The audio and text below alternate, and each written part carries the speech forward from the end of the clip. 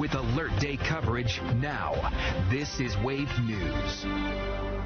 Yeah, good Tuesday morning. If you look outside, you might go, ooh, wow. I mean, it's very pretty. Yeah, it's the lighter snow compared to what we had on Sunday. Sunday was that wet, heavy, fluffy snow. This time we're colder, so it's drier, it's lighter, it's going to be blowing around a little bit more, which means visibility issues will still be an issue as the day goes along. So right now what we're seeing, this is the Waterston near Shelbyville Road. You can see those just light snow showers and flurries just flying there, but traffic rolling smoothly. Olivia is going to touch on that in just a bit. But most of that snowfall along and north of 64 with this morning round that we are dealing with. So this is the first batch of snow for the day, by the way.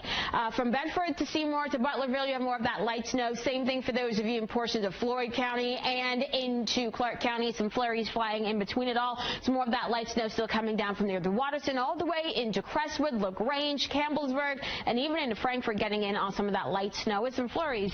Still for those of you further to the south. Now, in terms of our snow chances, we are watching another wave of snowfall that's going to move in after about 7, 8 o'clock this morning, and this could cause a few more issues and cause additional coating to ½ inch of snowfall in some spots. Now, once we get into the afternoon, drying out across the area, still keeping it cold though. So with this batch, yes, less than 1 inch of snowfall for the morning hours, but slick roads and of course the lower visibility will be a concern. Then we have the winter storm warnings and the winter weather advisories in place from tonight into tomorrow across the majority of the region as we watch for those snow chances, the heavy snow chances going up overnight into early tomorrow morning. So going to be keeping an eye a lot more on that snow coming our way for tonight, but of course can't forget the impacts this morning, Olivia. Yeah, impacts this morning, impacts tomorrow morning too. I know we want to keep an eye on this traffic right now, and just looking at our metro traffic cameras, our interstates look like they've been treated, just showing a little bit of shine, could be wet out there. So again, looks like they've been treated, but please do not be too confident out there. Right now our speeds are hovering around 60 miles per hour in most spots. If we could just bring that down a little bit, probably wise. Again, don't be too confident because that's when you have issues. Our traffic map though is showing that everything is all green. Don't be surprised if you see a little bit of yellow pop up. That could just be people slowing down a little bit. And just because our interstates look like this doesn't mean our side roads look like this. So please be careful out there. Shannon.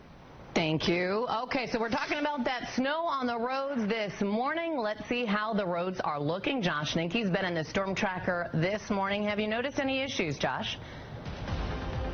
Shannon, for the most part, not really. That's a good thing. We're here on Southwestern Parkway here right now, right next to Chickasaw Park.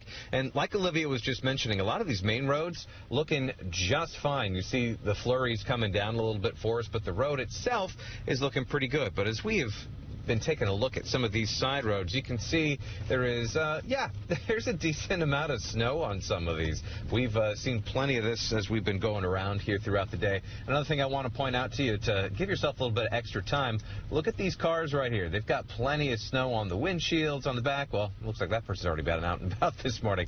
But yeah, so when you get up today, give yourself a little bit of extra time. Like Tawana mentioned, this is more of that dry snow, so it brushes off pretty easily. So you don't need a whole 10 minutes to scrape your car, but you do need a little bit of time. So clearly the roads are doing all right. There is some potential for icing as you get out there this morning, but Louisville Fire wants you to know that even though they have sent people across the Commonwealth to help with flood recovery, there are still plenty of folks here in town to help out with any sort of issues we run into. We are always taking that very seriously, and although we have dispatched people throughout the state, we have plenty of resources here on hand throughout EMS, emergency management, county fire, city fire, to make sure that we can keep the residents here safe. So good news on that front. But again, I want you to look at these roads that we're seeing right here. If you are on some of these side streets that haven't been treated there, you will be seeing a fair amount of snow this morning. The good news is we have not found many slick spots as we've been out and about. But again, you don't really know what you're going to run into until you run into it. So like Olivia mentioned, please slow down, be careful out there this morning, and give yourself plenty of time to get where you need to go. Live here in the Storm Tracker, Josh Ninke, Wave News. Thanks, Josh. And Kentucky Governor Andy Beshear was in Pikeville, checking out some of the hardest hit areas from the flooding over the weekend. Officials have confirmed at least 12 people died because of the storm. Most of the deaths include motor vehicle related and floodwater related deaths. We continue to remind folks not to drive through standing water not to drive around barricades. They are there for a reason. We need to make sure that we are not creating additional emergency situations so that all of our first responders can focus on those that we know are stranded and need help. Since Saturday, crews across the Commonwealth and the region have traveled to places like Pikeville to help. There have been more than 1,000 water rescues, and in many areas, search and rescue missions are still underway. Those in Pikeville who can clean up say they're trying to stay optimistic. I know that we've been hit with a lot of things this year alone, just with the weather and things like that. This is our part of the world, great people, and we're going to come right back and we'll be right here. And that Pikeville business owner says the best way people can support them is by going there, supporting local businesses once they are ready to take guests again. And several people in Hart County were killed in the flooding, including a mother and her young child. Their car was swept away in floodwaters. The Hart County coroner says the family was trapped inside their car. When the high waters carried it away Saturday night, they pulled a 7-year-old girl out, but they could not revive her, and they could not get to her mother, later identified as 35-year-old Amy Philpott. Rescue crews were back out Sunday. They were able to free her body. She did not survive. A GoFundMe has been set up to help the family. We have a link on wave3.com.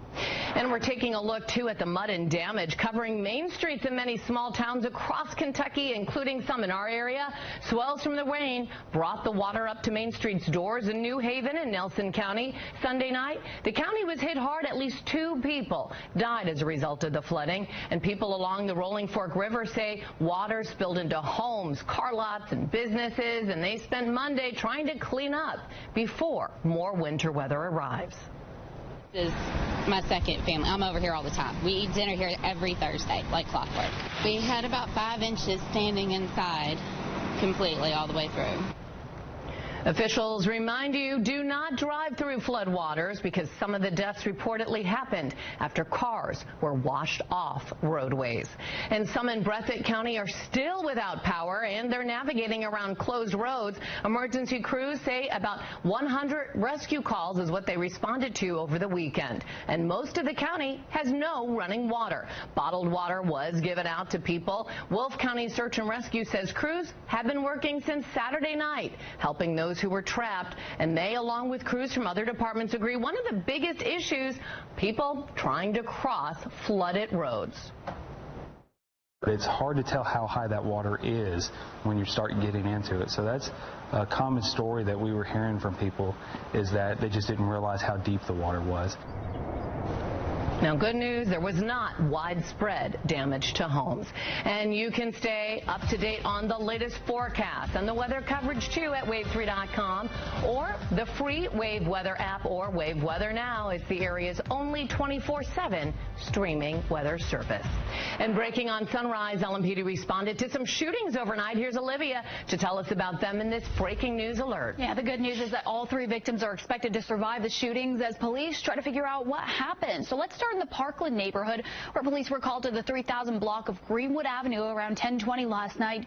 Officers say the victim is an adult man. He was alert and conscious when he was taken to U of L Hospital for treatment. The second call wasn't far from there in the 3100 block of Algonquin Parkway just after midnight. Police were originally called out for a report of a stabbing, but when they got there, they found a man who had been shot. They believe he was actually shot outside of a business about a mile away from there. He was also taken to University Hospital, where he's expected to survive. Then around 1 a.m., officers were called to a shooting in the 7500 block of Garrison Road. That's just off of National Turnpike. The man was shot in the leg and should survive his injuries. LMPD doesn't have any suspects in these shootings right now, so anyone with information should call the anonymous tip line. Shannon. Thank you, Olivia. Police are trying to piece together what happened after 3 people were shot and killed at an apartment in Shively. Police were called to the apartment complex on Crumbs Lane near Butler High School just before 5:30 yesterday evening. Shively police say the bodies of 2 men and a woman were found inside. They have not made any other details about the victims public. Police say they do not have any suspects in custody, and they believe there is no danger to the public, but say it's still early in the investigation. Anyone with information is asked to call Shively Police. And Louisville police are looking for the person responsible in the death of an LMDC officer who was found shot in an alley. 44-year-old Michael Weda's body was found Sunday morning on Cedar Street wearing a green T-shirt, blue pants, and running shoes. He immigrated to the Louisville community from Liberia and graduated from U of L in 2023. Weda joined LMDC in the fall of last year. Despite only being there a short time, fellow officers say he already was making a difference. Police say he had gotten home from work about 3 p.m. the day before he was found dead. LMPD is still searching for the killer and asking anyone with information to come forward. Knew him and spoke to him. We would like to talk to you. If they saw Michael on Saturday, we would like to speak with you. If someone in that area saw someone matching that description in the area of 2700 block of Cedar, we would like to speak with you. Officer Weda leaves behind a wife and son.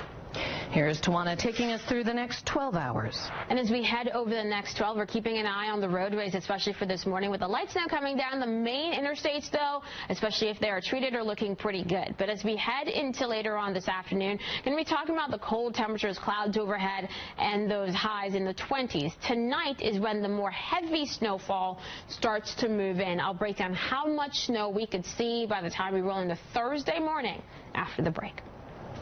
Thank you, Tawana. And people around the country spent President's Day making their voices heard, what they say they're fighting for, including hear from people in our area. And some Corsair kids returned home after being honored at a U of L baseball game in Texas. Details from their big day coming up. Corsair kids Rory and Eli returned home after 3 incredible days in Arlington, Texas. The duo threw out the first pitch before the U of L Cardinals baseball team played in the Shriners Children's College Showdown Tournament. Coach Dan McDonald and his team showed joy and love to them. The Cards manager embraced Rory, a bilateral leg amputee. She lives with spina bifida. And Eli, he was a little nervous before going on to the field before the Cards took on Oklahoma State, but then U of L senior infielder ran onto the field coaching Eli into what to do.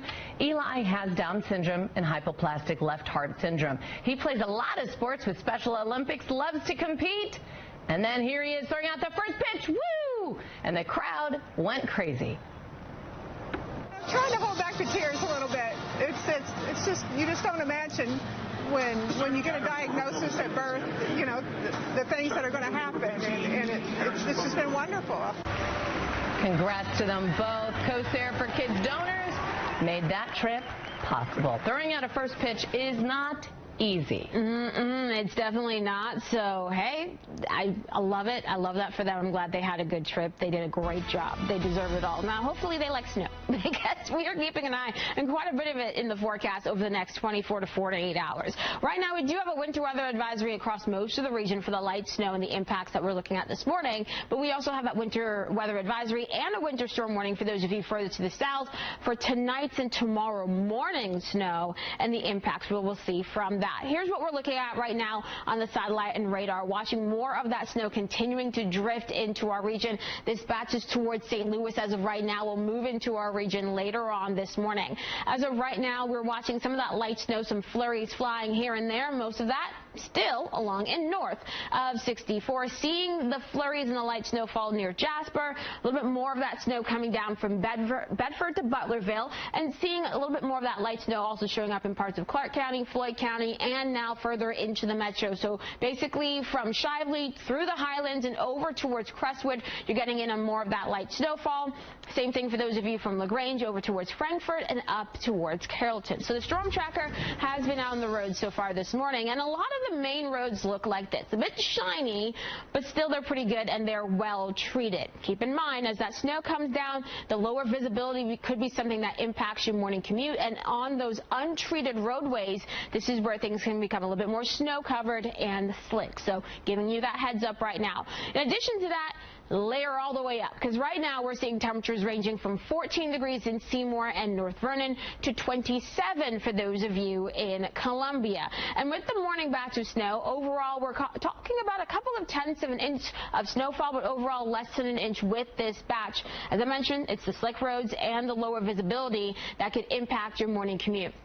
It's going to keep that potential going through 7, 8, 9 o'clock this morning. But once you get past 10 a.m., the morning snow starts to fade. And for the afternoon, we're going to be talking about clouds overhead with highs only in the 20s in most spots. Now, once we head into tonight, keeping things cloudy, and after about 6, 7 o'clock tonight, this is when we see a better chance for heavier snowfall coming our way. So let's look at what we're looking at for the overnight hours and into tomorrow morning. After 6, 7 o'clock tonight, that is when our snow chances are really going to ramp up, keeping them on the very high side into early tomorrow morning, so before most of us ever wake up. But once we approach around 8, 9, 10 o'clock, the first wave of Wednesday's snowfall will be pushing out of our region at that point. So talking about what we're seeing overnight, the lighter snow starts to move in around 6, 7 o'clock tonight. Then we start to approach 9, 10 o'clock. The heavier snowfall, indicated in blue, starts moving into areas further to the south of 64. Going to keep that trend going through 2, 4, 6 o'clock tomorrow morning. Once we get past 6, 7 o'clock, the heaviest snow moves out, and to keep some of that light snow still falling and accumulating through the morning commute. By the time we reach 10 a.m., the first wave moves out. Then we're going to try to climb into those upper teens and low 20s for tomorrow afternoon with some clouds overhead. Additional light snowfall expected for your Wednesday evening into Wednesday night, with all of that moving out by the time we reach midnight Thursday morning. So here's the map I know everybody wants to see. This is what we're looking at. For those of you along and south of 64, this is where we're looking at around 4 to 6 inches of snowfall. As you head further to the north, this is where those totals really start to drop off. And in our northernmost counties, we're looking at around 1 to 2 inches of snowfall as we get from tonight into tomorrow morning. There is that potential for a heavier band of snow for those of you basically from Grayson County over towards Marion and Green Taylor County, so we're going to be keeping an eye on that trend as well and see if that holds. For the end of the work week, it's all about the frigid air. We're seeing single-digit temperatures for Thursday morning, Friday morning, and for many of us, even into Saturday morning. On Saturday, this is when we could potentially even approach, not even always cross over, but approach the freezing mark with some more light snow in the forecast. Then warming up as we head into next week. And as we get further towards the end of next week, this is where we see a more significant system trying to bring some more rain back into our forecast. We'll have much more of sunrise after the break. Here's a look at the current Kentucky Lottery jackpots. The Kentucky Lottery, over $5 billion in grants and scholarships. People throughout eastern Kentucky have been dealing with the aftermath of the flooding. Cleanups are underway in Hazard, Kentucky. They're trying to get back on track there after the flood damaged and destroyed more than 40 businesses there in downtown Hazard. And some members of the Hazard High School football team spent their day off from school cleaning out those downtown businesses. We're seeing mud and water out of the floors and boards, so we're going to tear up all the tiles and all that. It definitely feels good. It feels like you're really helping the community. Boy, and they certainly need it. Look at that. The players say they're continuing to clean up and helping others throughout these difficult times. Members of the Louisville Fire Department and other county agencies have also been sent to flooded areas to help with search and rescue operations. The chief talked about what they're doing to assist. They'll be going through the hollers there, checking on people, making sure that they inspect homes. As the waters are starting to recede, they want to make sure that they're checking for anybody that might be in need or any victims. Metro EMS Director Jody Myman's been tapped to lead an incident response team overseeing operations in a 10-county area. So let's see if we're going to have any nice weather over the next 10 days. I mean, depends on what you define as nice. I'm just going to put that out there. What we're seeing right now across our area, of course, that light snow coming down, and we are seeing some visibility issues. And on those untreated and more elevated roadways, you could be dealing with snow-covered areas or slick spots as well. So this is going to impact the morning commute. Then we dry out for the afternoon. More heavier snowfall moves in after about 6, 7 o'clock tonight. And to keep that chance going up towards midnight and keeping it high into early tomorrow morning before all of that snow moves out by midday on Wednesday. but we could see additional light snowfall once we head into Wednesday night. Now, for Thursday, we could start off with some flurries and light snow showers, but some sunshine trying to come our way by Thursday afternoon. Keeping the sun in the forecast on Friday as we barely even reach the mid-20s in most spots. Approaching the freezing mark on Saturday with some light snow possible then. As we get into next week, this is when we'll finally be well above the freezing mark. But here's the thing. We're watching the chance for a couple of systems that could bring some rain and snow into the forecast through at least the middle of next week. Thank you, Tawana. No one was killed in a plane crash on the tarmac at Toronto Pearson International Airport. Of the 80 people on board the plane, 18 were hurt in the crash. It left the jet overturned upon landing. Look at that. Officials say the injuries are all relatively minor. Still not clear what exactly caused the crash, but the Transportation Safety Board of Canada is investigating. Southwest Airlines announced Monday it will cut 15% of its corporate workforce. That equals out to be more than 1,700 people. This is the first mass layoff in the company's history. The cuts are expected to start in April and will include senior leadership. 11 senior executives, including some vice presidents, will be let go. Southwest says it expects the layoffs will save the company $210 million this year and $300 million next year. Southwest has undergone some major changes in recent months. Last June, there was an overhaul in leadership and operations, and the company started this year with a new chief financial officer. So we're still dealing with flooding around the state, but now we have snow on top of that. We have reporter Josh Ninke live in the Storm Tracker this morning with the latest. With Alert Day coverage now, this is Wave News. Good morning to you on this Tuesday, 6:30. Live look right here at the Ohio River. A lot of debris in the water there. Yes, and it is an alert day. You wake up, look outside. There's some snow on the ground. Let's go to meteorologist Tawana Andrew. And, oh, that looks so pretty out there, and I can hardly see even your footsteps in the snow. You were so careful. I was trying to be very careful, but we know the guys later are just going to trudge through everything, right? What we're keeping an eye on right now, of course, this light, beautiful snow that is falling.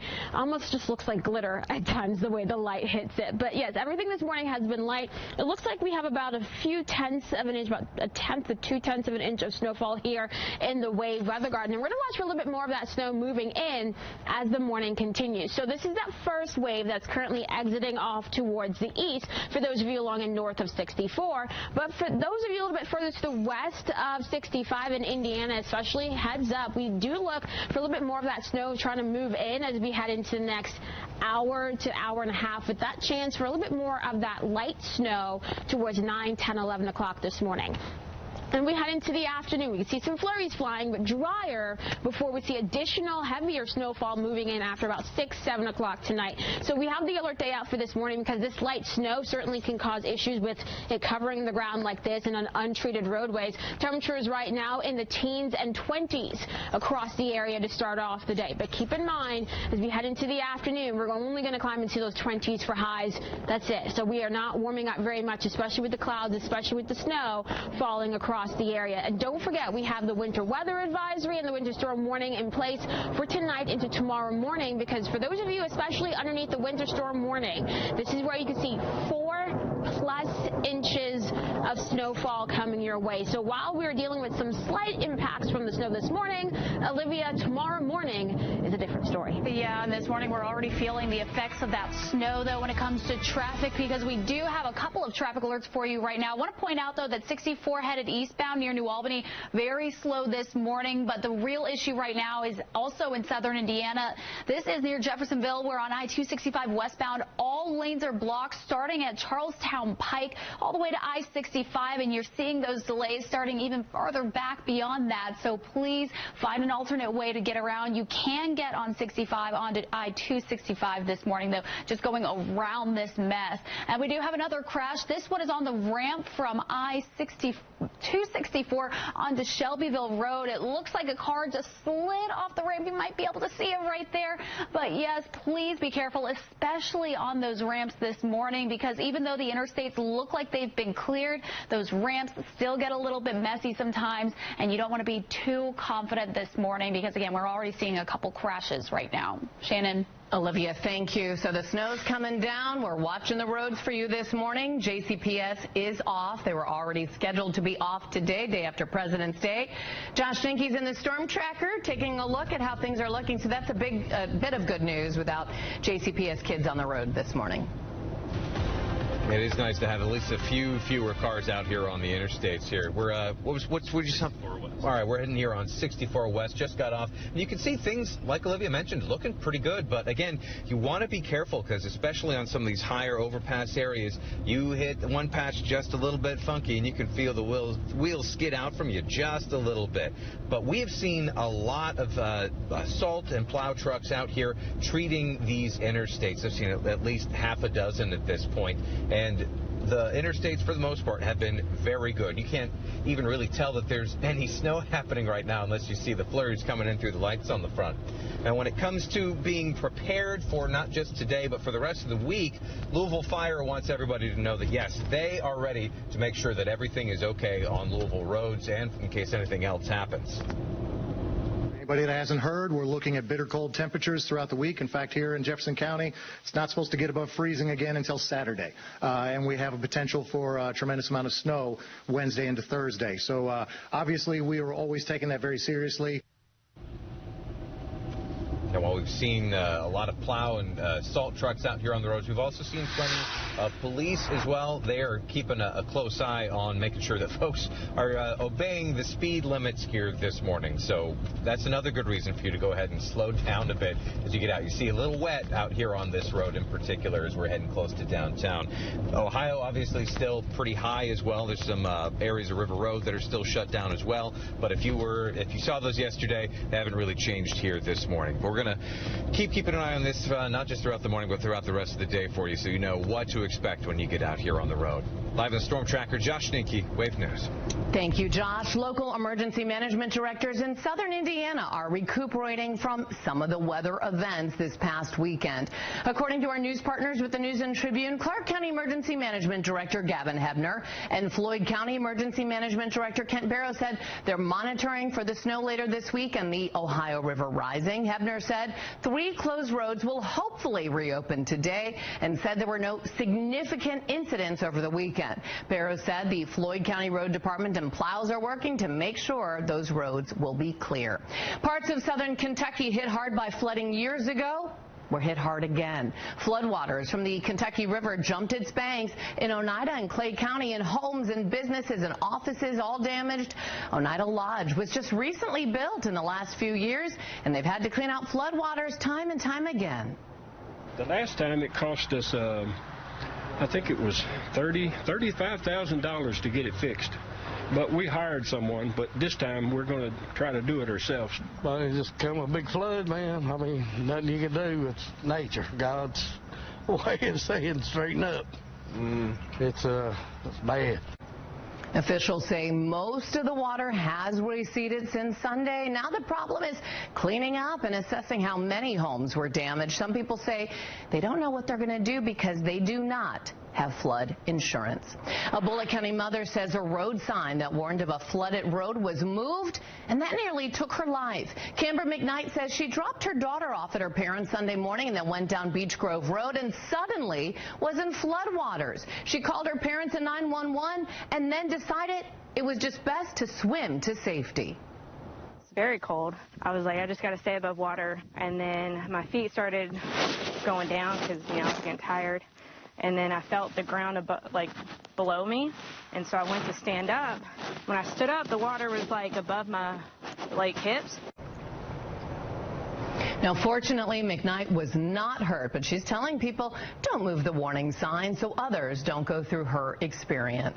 The Wave Storm Tracking team is tracking that additional snow that is coming, so this is a really good time just to have that Wave weather app handy.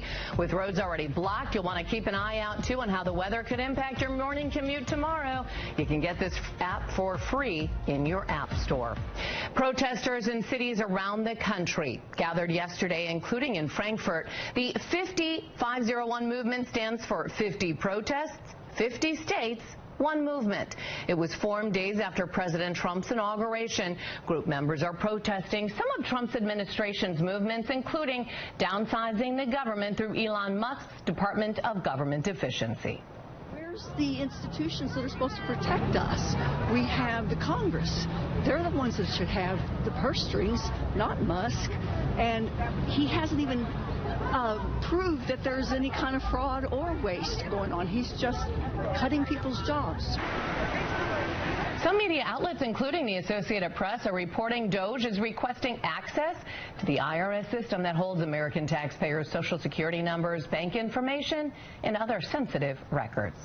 Let's go to Tawana to take us through the next 12 hours. And as we head over the next 12, here's what we're going to be looking at. As we get closer to 8, 9, 10 o'clock, another wave of light snow will push through. We'll see some more light accumulations with that. Lower visibility can impact parts of the morning commute. So giving you that heads up as of right now if you're heading out later. Drier, cold, cloudy through the afternoon. Now, once we get after about 6, 7 o'clock tonight, here comes that next wave of heavier snowfall starting to approach wave country. I'll let you know how much we could see with that overnight batch after the break. Breaking right now on Sunrise, a top Social Security official has stepped down from her position. Here's Olivia to tell us why in this breaking news alert. That decision reportedly came after a disagreement with DOGE over sensitive data. Michelle King, the acting commissioner of the Social Security Administration, had been with the agency for more than 30 years. She stepped down after members of Elon Musk's Department of Government Efficiency sought access to sensitive personal data about millions of Americans held by the agency. That data includes information about income, addresses, retirement benefits, and often medical records for any American with a Social Security number. King's departure is the latest in a wave of exits of senior officials whose agencies have come in crosshairs with DOGE. Shannon. All right, Olivia, thank you. So have you ever been ghosted in Louisville? I'm not talking about the scary ghosts. Ooh, no. I'm talking about someone who just kind of falls off and just ignores you. Apparently, Louisville is one of the nation's worst cities for ghosting. This survey was done by Number Barn Data, and it shows how ghosting has become an all too common experience in dating, friendships, and the workplace. So look at this. 63% of people say, oh yeah, I've been ghosted by someone. In dating, 75% of single people say they've been ghosted, even while they're on an app too. In the workplace, 61% of job seekers say they've been ghosted by an employer, and 35% admit to ghosting potential employers as well.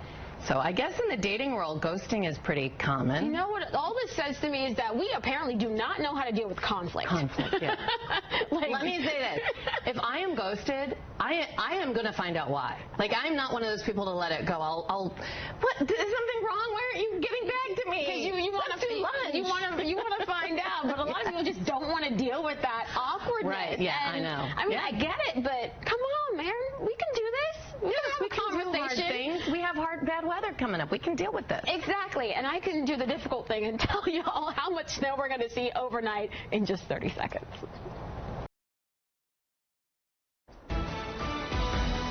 Good morning, meteorologist Tawana Andrew here with a check of your forecast. And yes, we are dealing with winter weather advisories in place across a good chunk of wave country for this morning. But we're also watching the additional advisory plus the winter storm warning that's in place for tonight into tomorrow morning. And that's because of the heavier snowfall that's going to be coming our way then. As of right now, it's mainly the light snow that we are watching for the morning hours. And you can kind of see where that snow is coming down a little bit more so for that camera in Franklin County. No, that's not arrows or shooting stars. That's that snow just running right by the camera there in Franklin County, while you are drier for those of you further to the south. Most of the snow so far this morning has been in areas along and north of 64. But for those of you across Kentucky, you are going to get in a little bit more of that snow later on this morning. But as of right now, we do have light snow and some flurries towards Jasper. That snow coming down a bit more from Bedford right along 50 to Butlerville. Some flurries flying Clark and Floyd counties,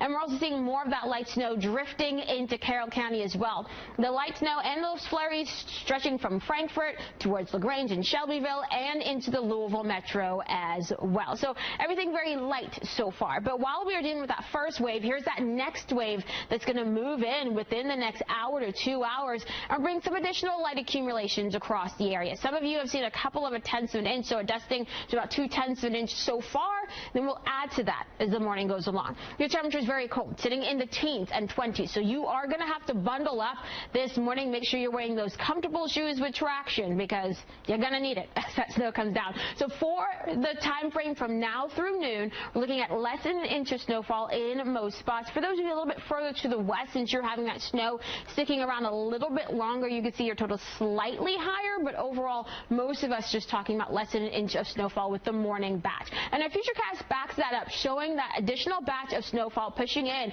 as we approach 7, 8, 9 o'clock this morning. With the lower visibility as well, this could slow down the morning commute, plus an untreated and elevated roadways. This is where things could become slick and snow covered pretty easily. Already seeing that issue in parts of Indiana to start off the day. Getting past 10, 11 o'clock this morning, that morning batch fades. For the afternoon, clouds still overhead, highs in the 20s. So we're going to keep it cold throughout the day today before that snow and the main heavier snowfall shows up after about 6, 7 o'clock tonight. So in terms of our snowfall chances for the evening hours, those really ramp up after 6, 7 o'clock tonight, and then we'll watch for more widespread heavier snowfall after midnight, keeping those chances high through 6 a.m. tomorrow before we dry out gradually by lunch on Wednesday. So for what we're looking at in the Futurecast, you can see the lighter snowfall in white pushing in for the evening hours. As we get closer to midnight, the heavier snowfall, that blue, continuing to drift across Kentucky while things remain lighter further to the north.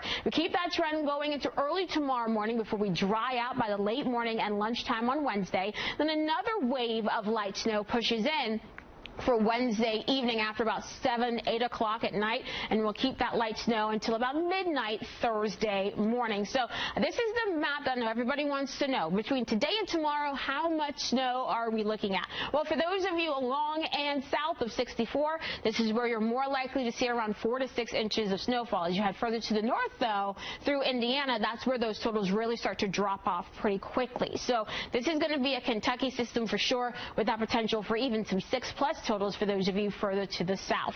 Now, we'll keep things below freezing through the rest of the week with single-digit temperatures as well for Thursday morning, Friday morning, and for many of us, Saturday morning too. Now, on Saturday, we'll see some more of that light snow trying to show up then, so we'll watch for that. A little bit drier and warmer, thankfully, finally above freezing on Sunday, and we'll keep that warming trend into next week before some more rain and potentially snow arrives by next Thursday.